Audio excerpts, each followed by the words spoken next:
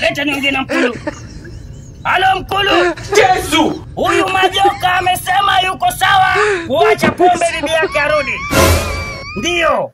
Oh, hii ambayo amekuja nayo hapa awache hapa. Yesu! Oh, hii pombe itakuwa kwa ajili ya Wakulu ni sawa Wakulu.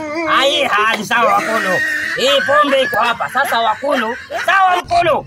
Wakulu wanasema hii ambayo umekuja nayo itabaki kilingeni. Yesu! Wewe utaenda kununua nyingine. Sawa? Sawa. Pokea masharti. Tunamaliza.